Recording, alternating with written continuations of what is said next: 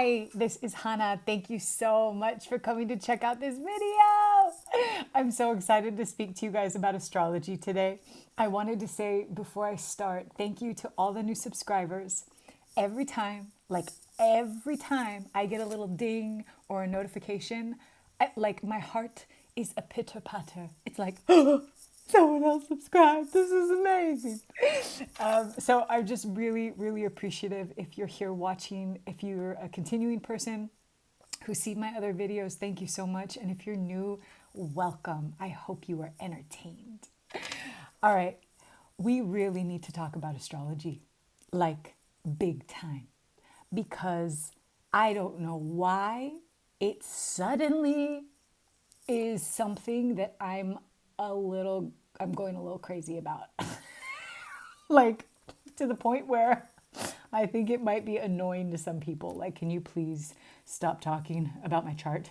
I don't care where Pluto sits, Alejandra. I just want to get on with my dinner. But I can't help it. So I have friends that are nerding out to astrology. Actually, they're not. They've already been in a deep dive study. And I have them to thank. I really, really do. So this whole thing, I mean, like I've always known, like, okay, I'm a Virgo and I knew my rising sign is Gemini. That's pretty, and I knew that like your rising sign is your astrological mask. So if people, your first impression you give, they'll probably think you're the rising sign, not your sun sign, right? So that's pretty much what I knew about astrology. I didn't know how to read any charts. That whole wheel with like the different planets. It was like Chinese to me. I could not understand it. And recently, I want to say, God, it's been a few months actually. I was on a road trip with two of my beautiful friends, my soul sisters, who live up here in the area, Tifinity and Karen. And we're driving up, and suddenly they find out that they're both really into astrology, that they've studied their own charts. It supported them on their spiritual growth. And then they started, talking about their charts back and forth. And then they pulled up their, other people's charts and were like, oh, well, look at this and that. And then they started cracking jokes. I can't remember the joke. When you got Pluto so close to Uranus, something like that. And they would just bust out laughing. And I'm literally sitting in the back with like FOMO, like, what? Why are you laughing? I want to know. It sounds funny and I really want to know. So honestly, that was the impetus to be like, okay, what's going on here? And I want to get on these jokes. So we went up we were on a road trip to go somewhere for a spiritual work. And it was it was perfect timing. It was so perfect timing for me. Like it basically solidified the deep dive and the study I will be doing into astrology because of this, because of the reading. We were at breakfast before the work started. And I remember I was feeling extremely nervous for this work because I was asking for support and assistance in an upcoming talk. I was giving my first ever spiritual talk. Okay, this is like a big deal. And if you know me, I am all about the divine feminine. I am all about La Virgen de Guadalupe. I am all about our beautiful Mother Gaia. I am all about Mama Yoshun and Mama Yemaja and like all the Orishas and the goddesses. I sing and chant to Lakshmi, okay, at this ocean that I live in front of. And it's so the divine feminine is kind of my thing, right? The love and the beauty of the goddess, the love and the beauty of our cosmic mother. This is who I serve. This is what she brings me joy, and she is the one I ask for guidance. Okay? So check this out. I'm giving the talk I was giving, it's geared towards women. Sorry, fellas. I don't even know if dudes watch this. If you do, thank you. My talks, maybe I can branch out later in the future, but for right now, I feel called to talk to women. And what was the title of my talk? It was something like, women who want to live with more passion and purpose. Calling in the divine feminine is your key to freedom. And here are 3 keys on how to strengthen your connection so you can live your best life. You know, because literally, that is what I've been doing on my spiritual quest. I did not know all the support that was in the ethers, in the quantum realm for me, until I truly decided to tap in and I connect with our mother, right? And don't get me wrong, I love our divine father. I love him. And I love her. I love them both. I love great spirit. I love, that there is no gender. There is just one, right? It's just love. I also know this too. But I really identify with the mother. So they're doing a reading for me. We're at breakfast. I'm freaking nervous. And we're walking into this spiritual work. And Tiff pulls up my chart.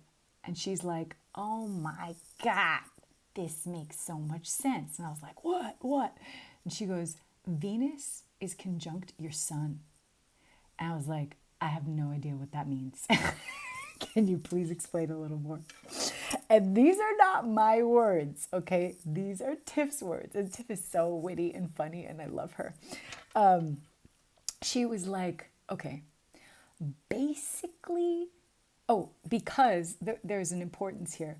It's not just a conjunction. A conjunction means like the transit, it's like taking place at the same time. They're like right next to each other or very close within degrees of each other. This particular transit is called a cazimi. Venus sits at 3 degrees as well as the sun, and Venus is in a superior position. So it's when the sun and Venus are aligned and the sun is infusing all of its energy, all of its radiant power, right? It is in the heart of the planet Venus. And so that's what was taking place when I was born. And so Tiff says, basically, Venus delivered you to Earth. I was like, that's freaking cool. Okay, I get it. This is awesome. And there's so much, and it sits in my house of Virgo. It sits in the freaking sign of the Virgin. Are you kidding me? And the coolest thing for me, at least, the 3-3, so Venus at 3 degrees and the sun at 3 degrees. And all the work I've done to call in Christ consciousness, 33 for me is, and for many people, represents Yeshua, represents Jesus, right? They say he was 33 when he died. And so to have, I'll call it the signature of Yeshua as this Venus Sun Cazimi is taking place in my chart, I'm like, dude, this shit makes sense. I'm just gonna say it. It just makes sense. Even like my North Node, right? The North Node is like where we're going, where we are going. It is it's like going into Pisces. And Pisces is the most spiritual of all the signs of the zodiac. It's like my journey is saying pure spirituality. Like, go and do it. And trust me, if you've like been with all these videos, like this chick's really diving into this stuff.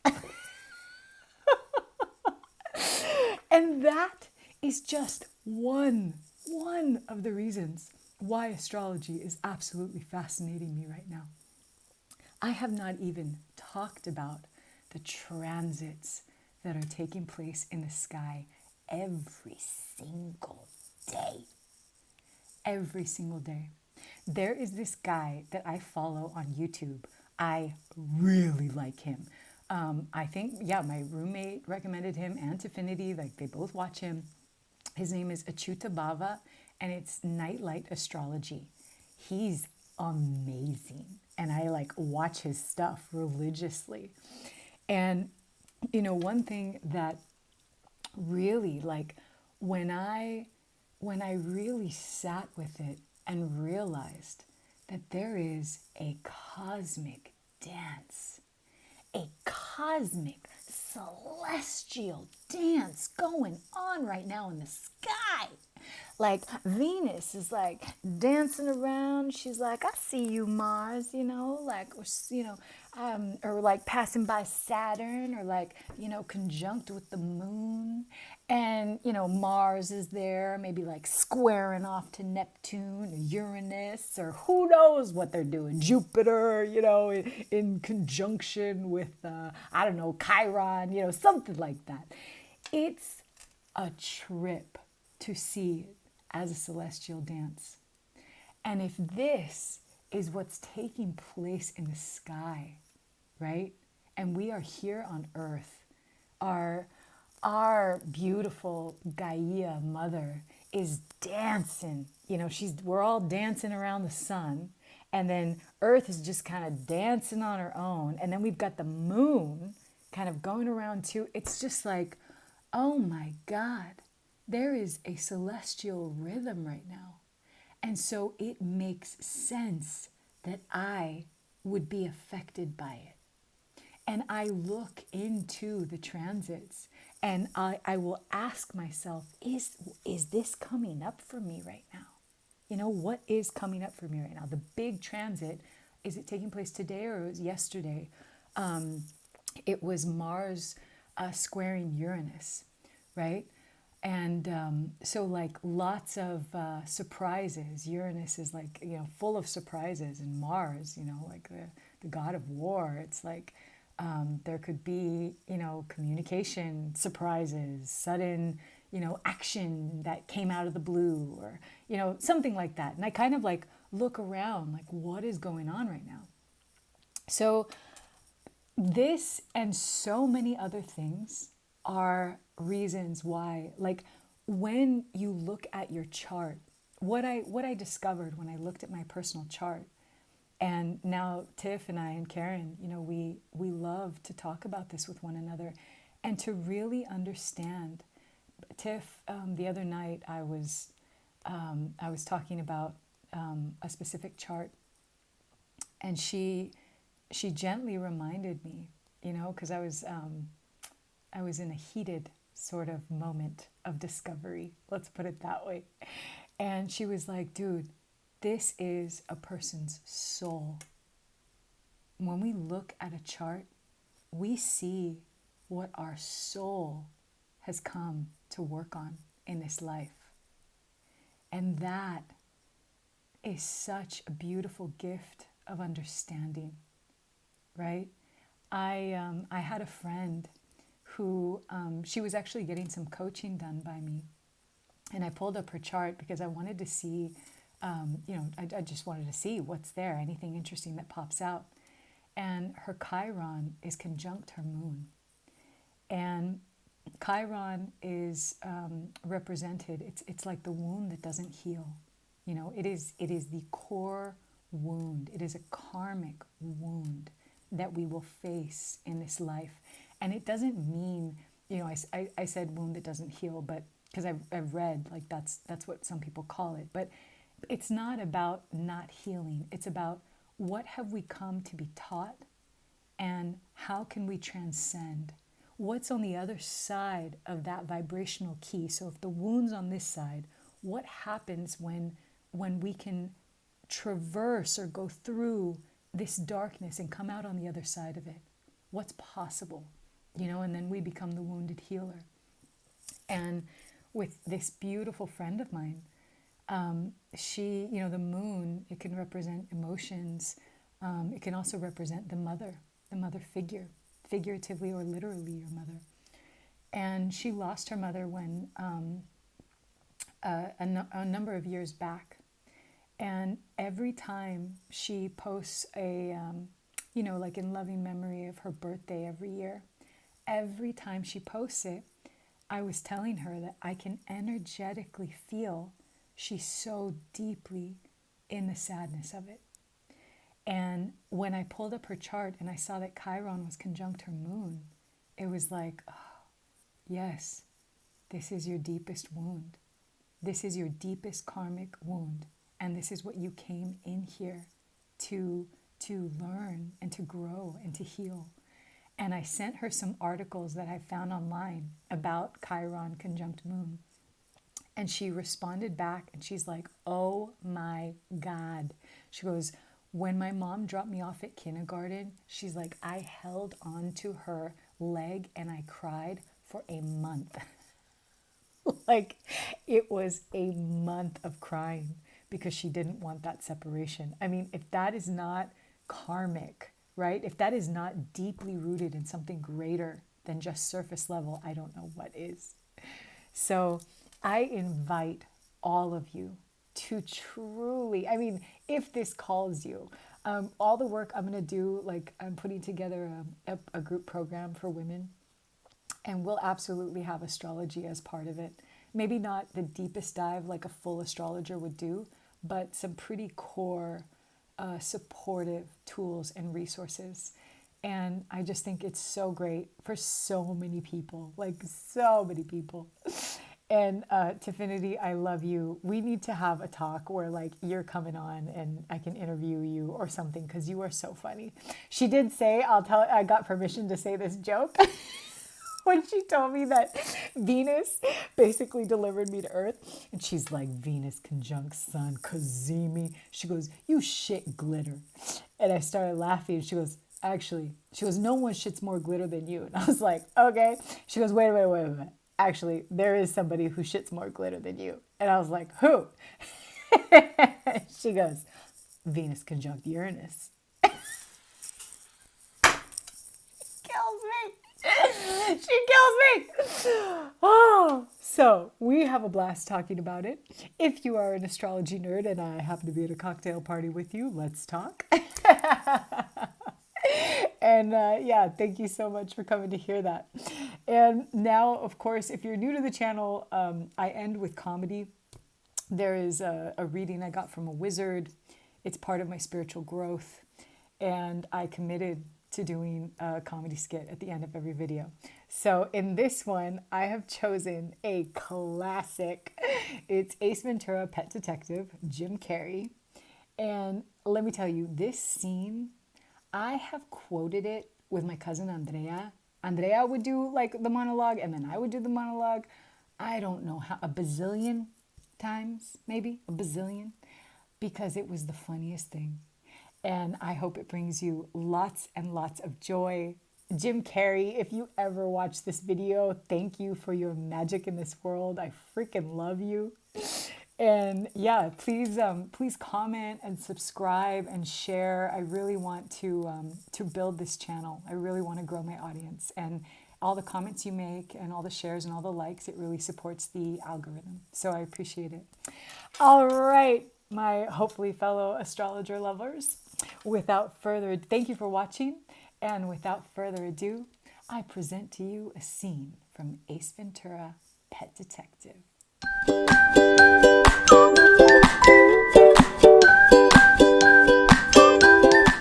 Look, Snowflake is not available right now.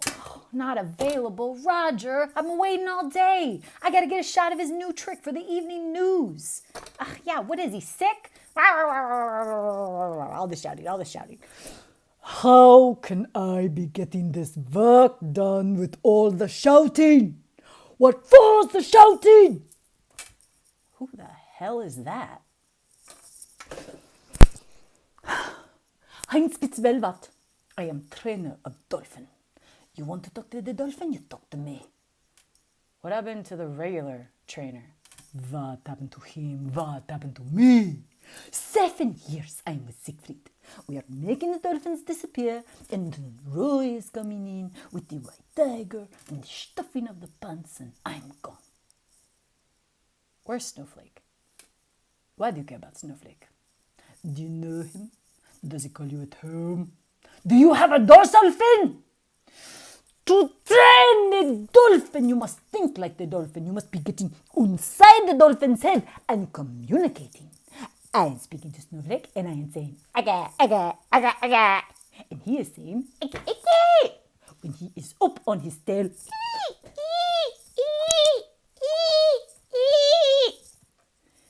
and you can quote him. All right, it's just about time for Coach Shula's conference. So why don't I take you folks over that way? Go to the conference, go to it.